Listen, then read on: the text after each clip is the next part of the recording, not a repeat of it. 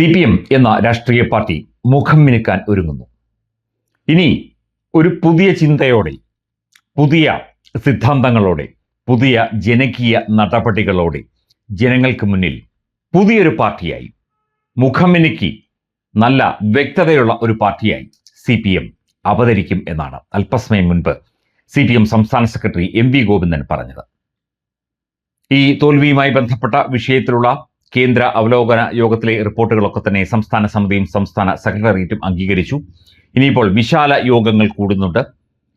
12, 13, 14 തീയതികളിൽ ആണ് വിശാല യോഗങ്ങൾ കൂടുന്നത്. ഈ യോഗത്തിൽ പാർട്ടിയെ ശക്തിപ്പെടുത്താനുള്ള, പാർട്ടിയെ മെച്ചപ്പെടുത്താനുള്ള കൂടുതൽ നടപടികൾ സ്വീകരിക്കും എന്ന് പാർട്ടി സംസ്ഥാന സെക്രട്ടറി MV ഗോവിന്ദൻ അറിയിച്ചിട്ടുണ്ട്.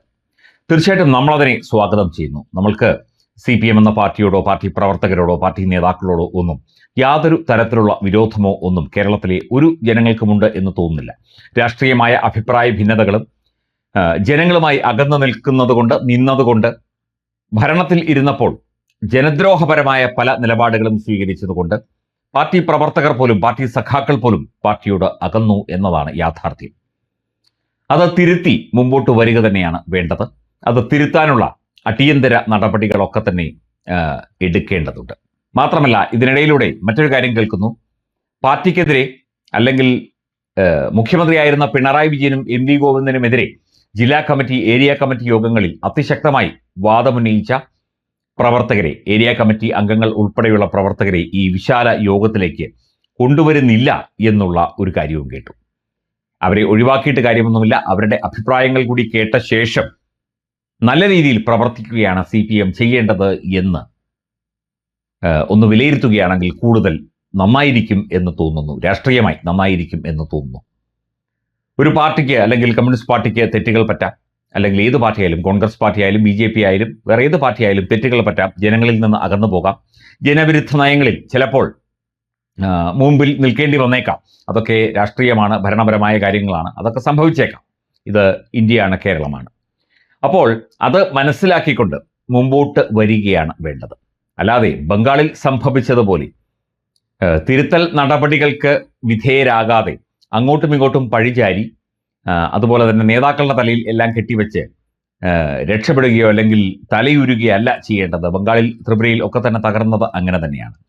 കാര്യങ്ങൾ മനസ്സിലാക്കിയിട്ട് അത് വേണ്ട രീതിയിൽ പ്രവർത്തിച്ചില്ല എന്നതാണ് ത്രിപുരയിലും അതുപോലെ തന്നെ ബംഗാളിലുമൊക്കെ CPM എന്ന പാർട്ടി തന്നെ നാമാവശേഷമാകാനുള്ള പ്രധാന കാരണം. കേരളത്തിൽ അങ്ങനെ സംഭവിക്കരുത് എന്ന് തന്നെയാണ് നമ്മളൊക്കെ പറയുന്നത്. തിരുത്തൽ നടപടികളുമായി മുമ്പോട്ട് വരട്ടെ. പുതിയ ഒരു ചാലക ശക്തിയായി CPM നിലകൊള്ളട്ടെ.